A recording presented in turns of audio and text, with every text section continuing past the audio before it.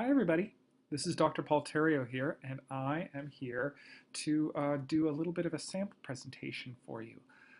I've had a number of people ask me what my immersion workshop in Toronto that's upcoming will be about, and so I've decided to give you guys a sample of it. So I am doing this course on November 4th to 5th at Riverdale Homeopathy in Toronto, and there's a link to register in the description of this video. I decided to show a small sample of my presentation so that people, and include an immersion so that people could see what the full course is like. The full course will feature most invertebrates.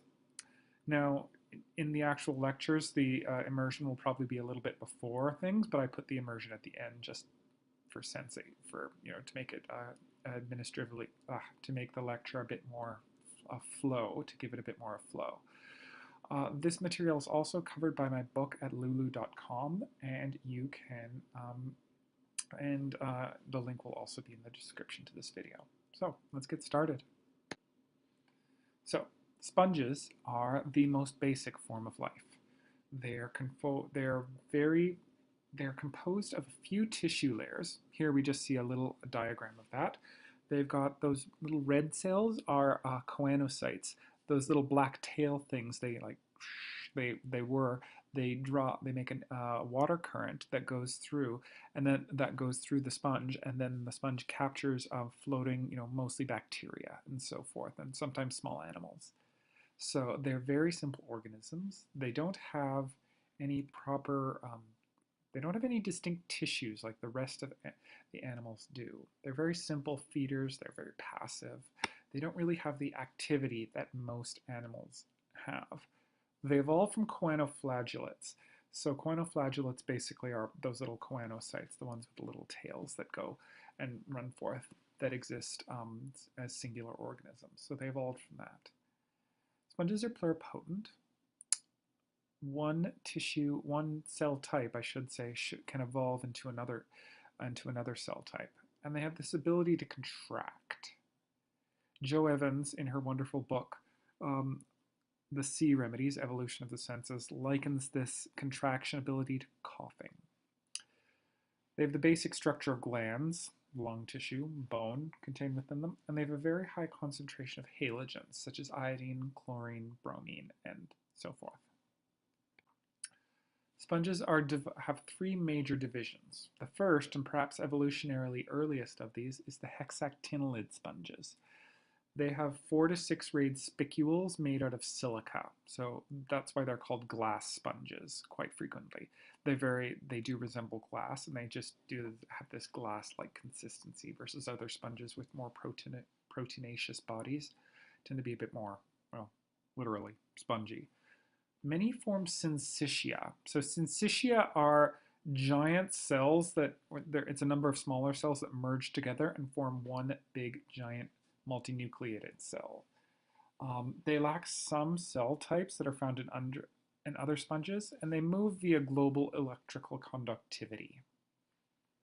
So they're fascinating. There's a picture of a few of them. Desmosponges form the vast majority of sponges.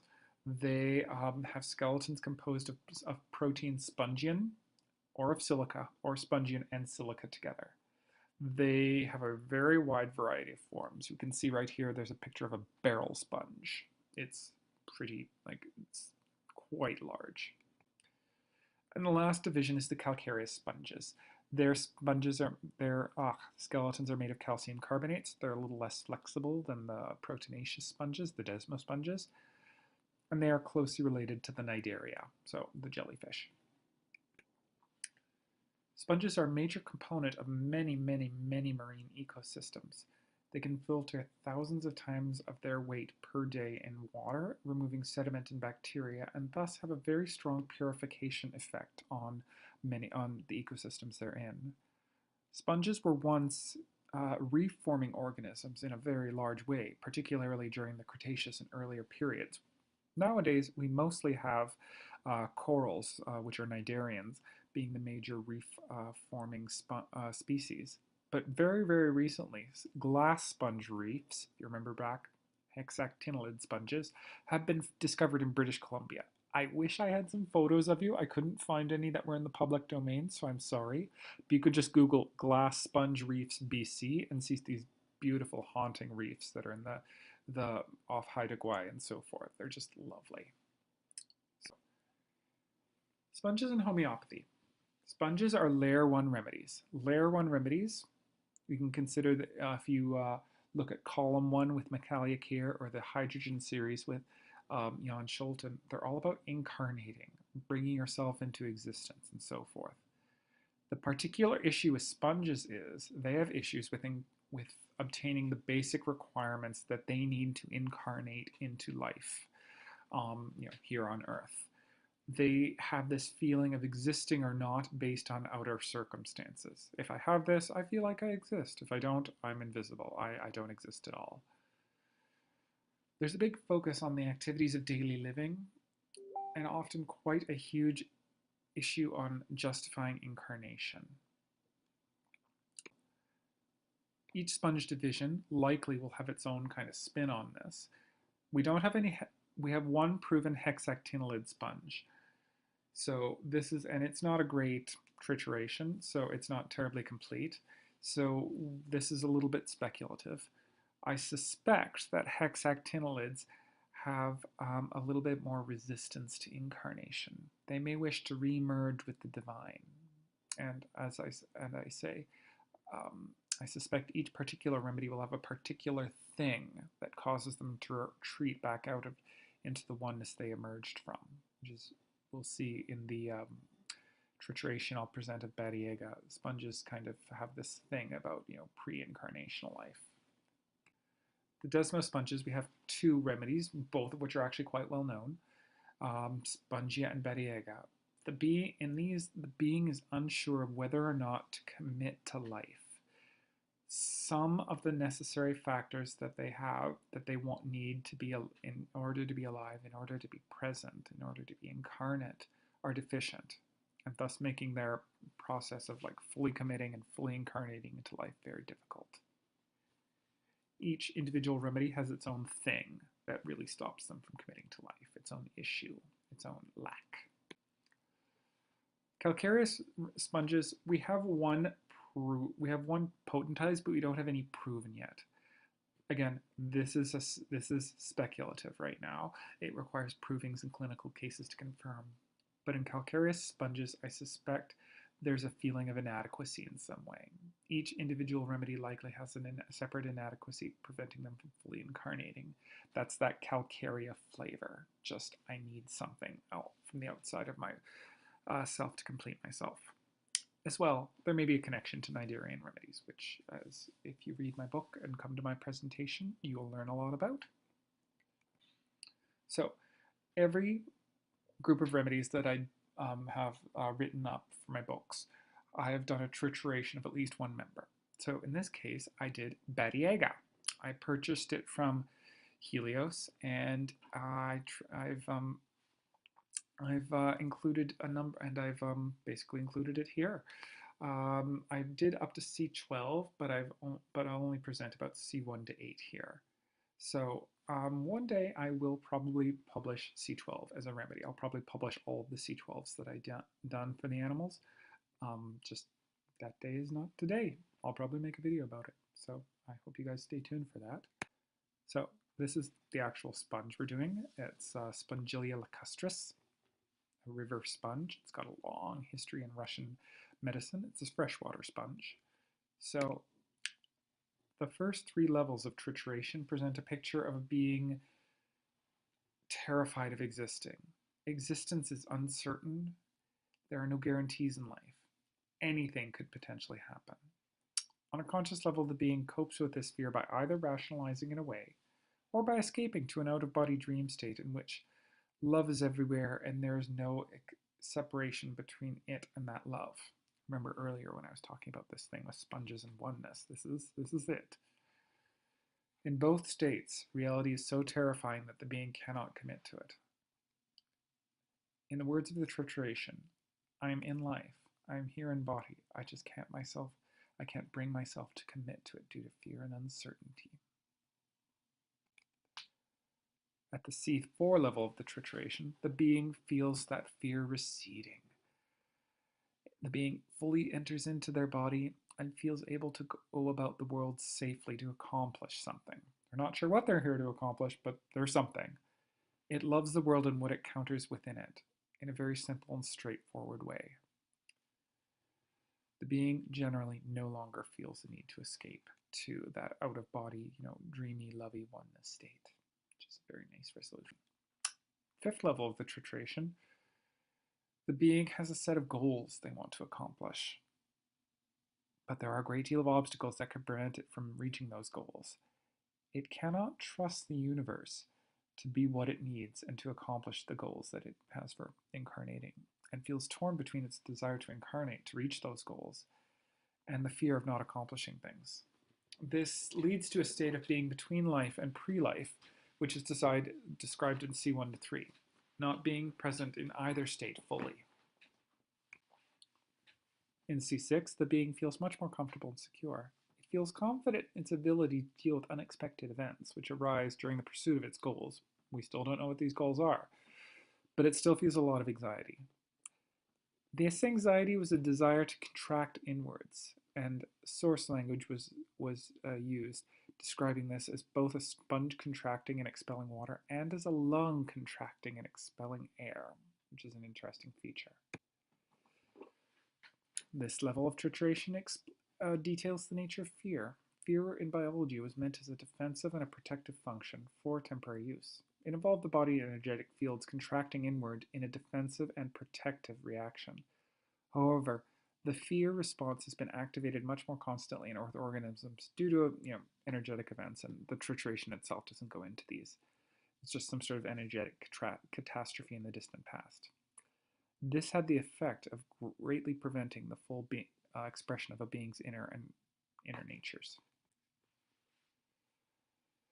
C8, we get resolution. This level of the trituration is able to, with some effort, overcome the fear it's felt and live a relatively uncontrolled life, or a life that's uncontrolled by fear. Something was wrong with the universe, which is the source of the fear. Some sort of defect with physical matter was identified that led spirit, again, the name of spirit, the meaning of spirit in this context wasn't really elaborated on, to create animal bodies. Animals had some sort of energy which entered into the particles making up their bodies, leaving them improved in some way. There's a speculation as well that if matter was properly functioning, homeopathic minerals would have only positive pictures, developmental steps, milestones, if you will, rather than pathological pictures. So, to summarize this into a conventional picture, Baba Yaga, I can't incarnate because I lack basic security. The world is bloody scary.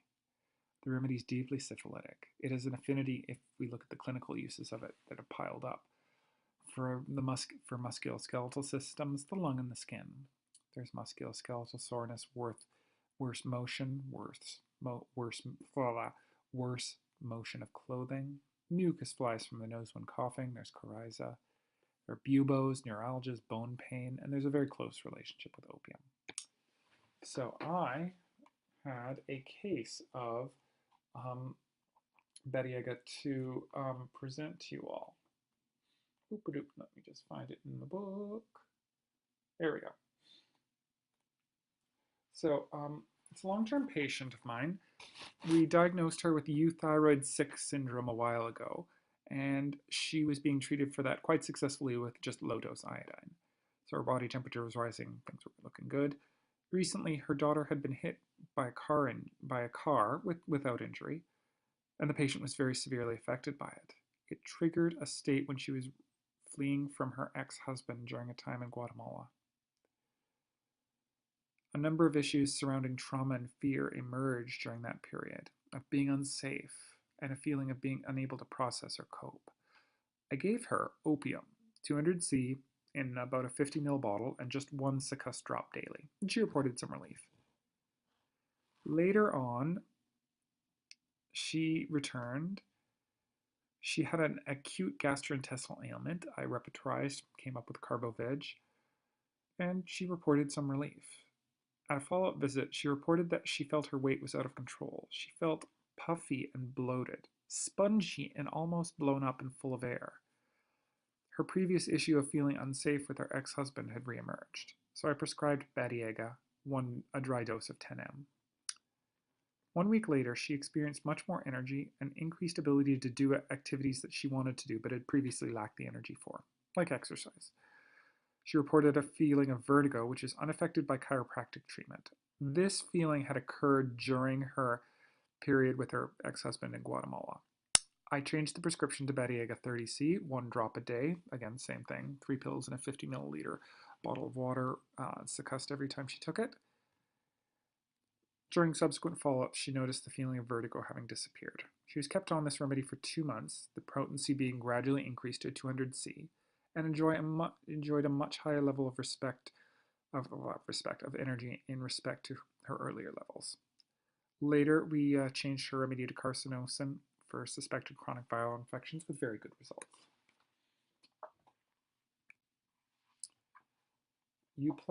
Euplectella aspergillum. The being in this is a trituration performed by the German. There's a group called the C3 triturators in Berlin.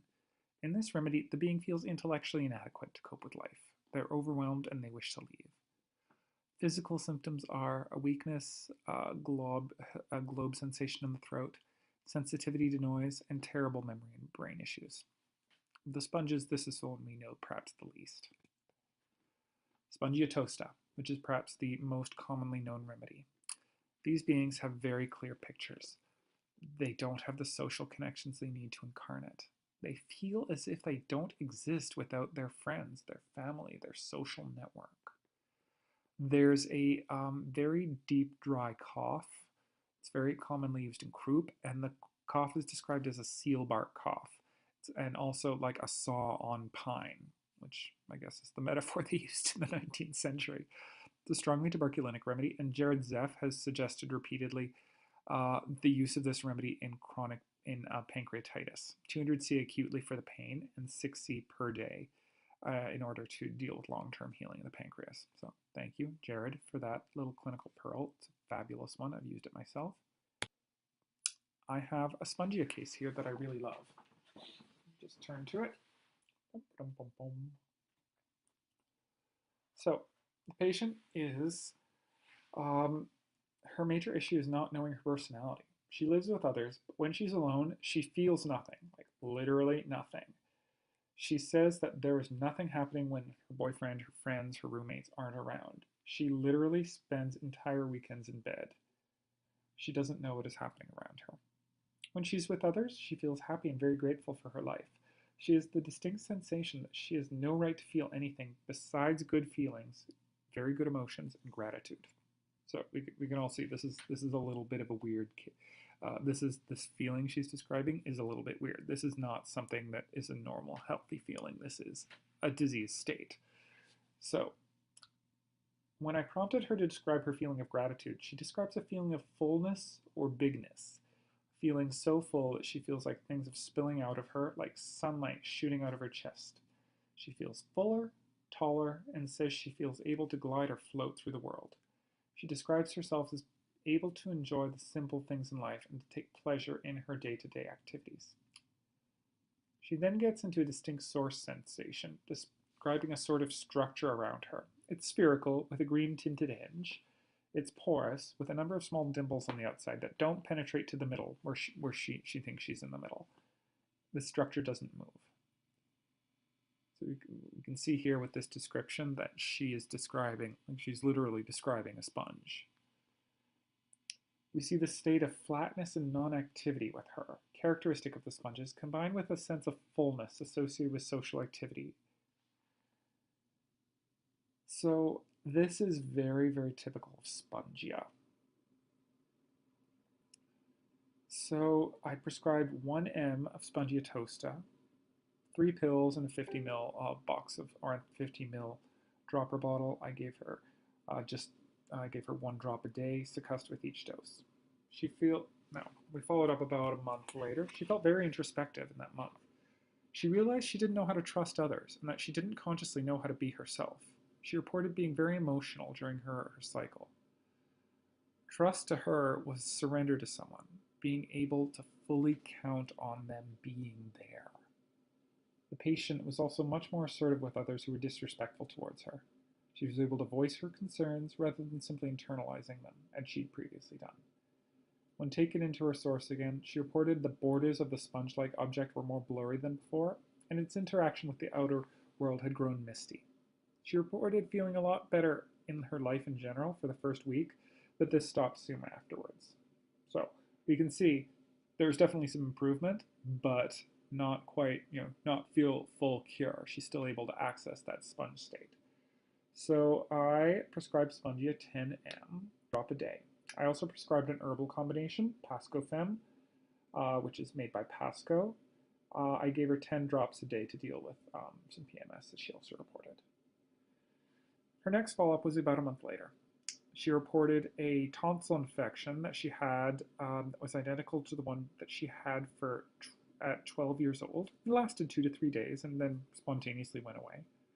Her relationship with her boyfriend improved, and she was now planning her future about him.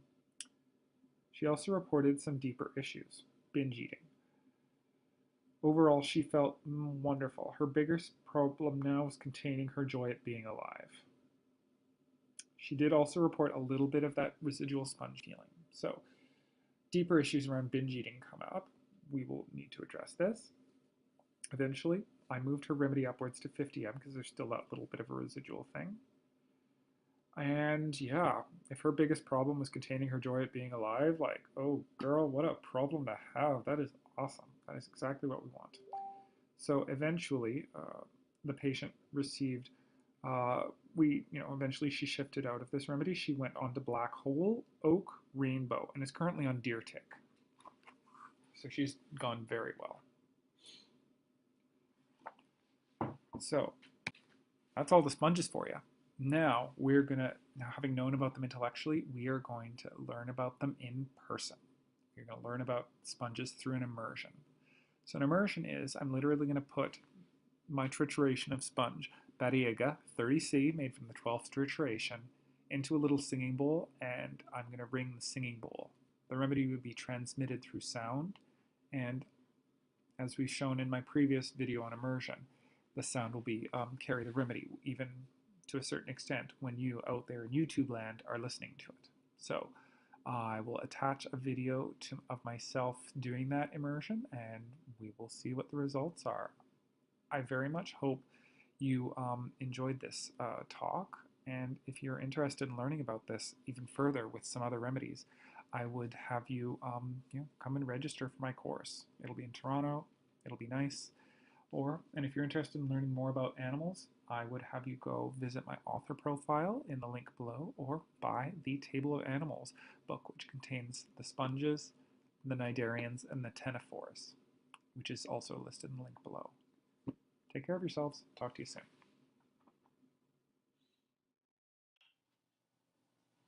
Hi, everybody.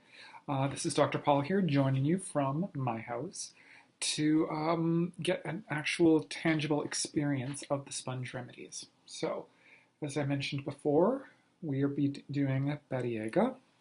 This is a homemade potency I made myself. I triturated it for 12 hours and then hand potentized it up to 30C, so it's powerful.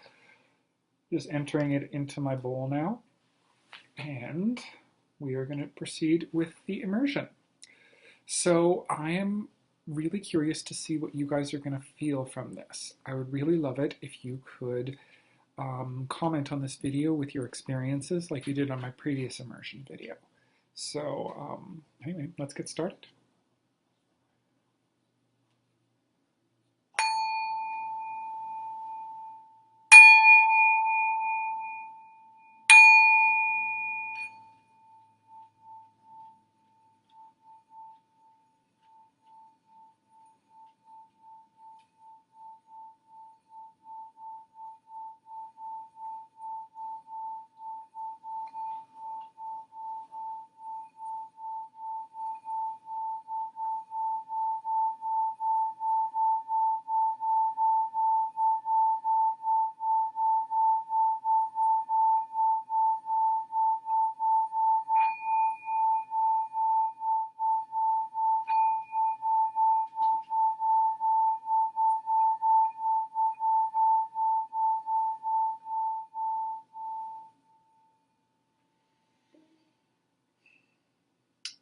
Just sit back, experience the remedy.